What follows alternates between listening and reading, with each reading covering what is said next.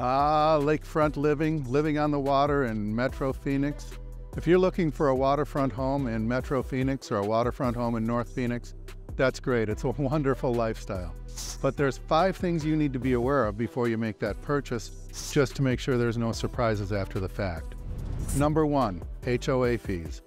Are you aware of the fact that many waterfront communities have an HOA fee not only for the community, but also an HOA fee for the entire group of homes that's on the water? So if you're on the water, you'll have an HOA fee for the metro or for the community as a whole, but you'll also have an HOA fee for your waterfront home that they charge only to homes on the water.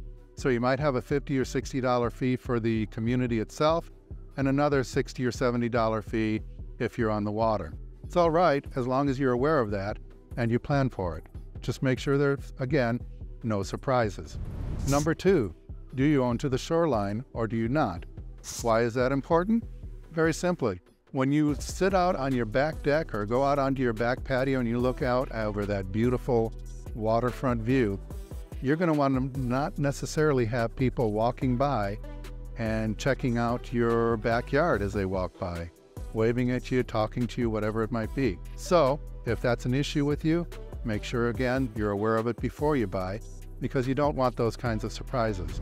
Number 3, are you aware of the fact that not all HOAs and waterfront communities allow boats? So if you're interested in boating, make sure that that's allowed on the lake before you buy. Some communities allow electric boats. There's a couple of communities here in Metro Phoenix that actually allow speedboats, but whatever the rules are, make sure you know them before you buy. You don't want to be tied up in a home and go to buy a boat and then find out it's not allowed. Once you own the home, it's too late. So, no surprises there.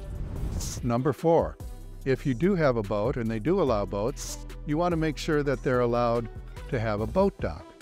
Because what good is it to have a boat if you don't have a boat dock, right? So make sure that's allowed, and secondarily, check to see if your boat dock has to be a certain design.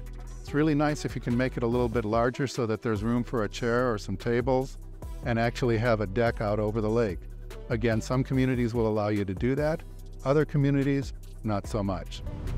And number 5 that you want to be aware of before you buy a home on the water, you want to check to see if they allow fishing.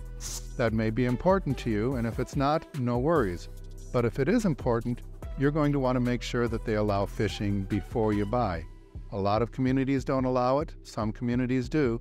Just make sure that the community you're buying into does. So, again, it's great to buy a home on the water in Metro Phoenix, or great to buy a home on the water anywhere in North Phoenix.